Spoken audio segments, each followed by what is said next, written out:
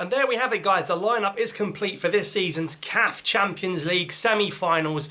Listen, I'm disappointed Maloudia have gone out. I always want the Algerian clubs to do well. I want them to go as far as possible, but I know it's not going to happen.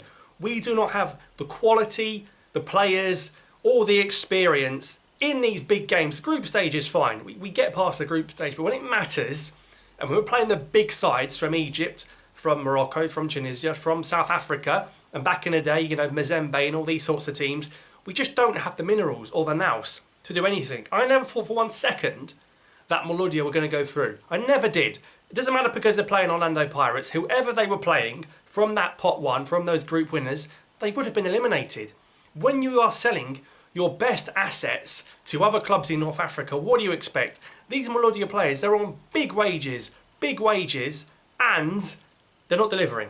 Algerian League, of course they're delivering. Look what they're up against. But when it matters, they're not doing anything. So it's a shame for me. It's a shame, but it's not unexpected. I fully expected the 2 Egyptian teams and the 2 South African teams to advance, and that's exactly what's happened. So Maloudia went to Johannesburg to play Pirates away. Of course, they lost 1-0 at home in the first leg in the 5th July Stadium.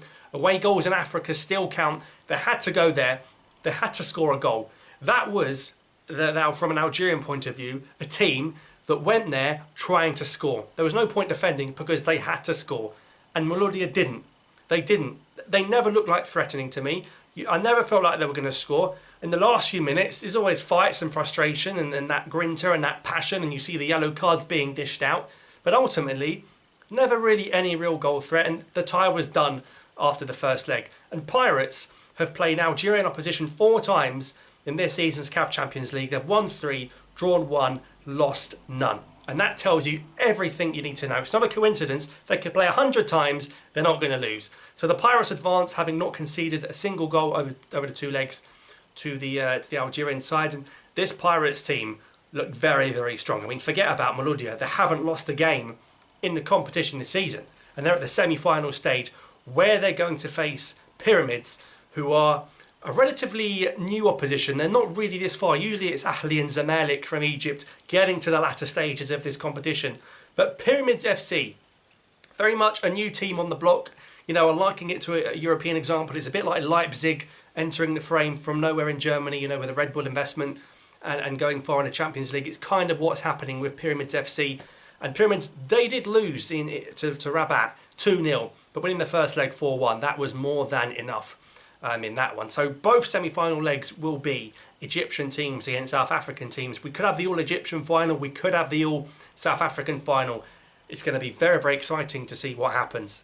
The reason that's the case, because on day 1 of second leg action, we see Sundowns play against Esperance of Tunisia. You're thinking at home in Radez with Belaili, with Tougai, the 2 Algerian players. Tougai had a very good game, but Belaili for me stunk the place out. If you're Ronwyn Williams and you're seeing Belaili shooting 40, 50 yards for a free kick and then shooting the rebound again, you're thinking it's going to be a very comfortable afternoon in North Africa. For me, Belaili stunk the place out, and Belaili's basically playing part of the South African national team there. He's playing Williams, he's playing McKenna. Belaili was in their back pocket. When they got back to Johannesburg, they were emptying their pockets, their passports. Belaili came out of their pockets, the Sundowns pockets, because he was pocketed in that game. Well, in both games, really poor professionalism. No, I think Tougai done well. He got a clean sheet, but they needed to score.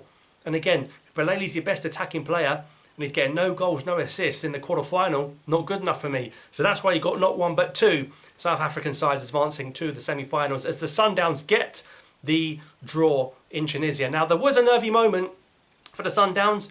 The disallowed goal that went to VAR, lots of controversy. The Tunisians claiming that Dr. Patrice was in the VAR booth, the CAF president. I'm not sure that's the case, but over the 2 legs, it was fully deserved that the Sundowns won. Listen, if we can get a Sundowns Pirates final, that is going to be absolute fireworks. But we'll have to wait and see, because Sundowns have to play Ahli, who got a big win away from home in the second leg. That is where the experience and the nous and the know-how come through. It's not the best Ahli side.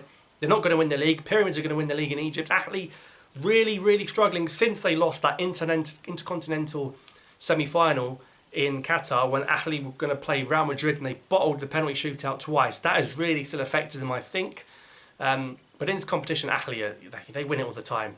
they're there or thereabouts. So Ahli Sundowns, and we've got Pyramids against Pirates. It's going to be two cracking semi-finals. I hope the final is between two clubs from the same nation, because that is going to be fireworks for the neutral. You get, European fans, your South American fans watching that game. Already starting to build a name for themselves. You see Ronwen Williams at the Ballon d'Or ceremony is one of the best goalkeepers in the world. So I'm really glad these players are making a name for themselves. But what an era for South African football after coming third at the AFCON. Now we've now got two sides in the CAF Champions League semi-finals, and the Stellies as well knocked out Zamalek in the CAF Confederation Cup. So what about that for a result? They really are on fire at the moment. Probably the best league in Africa.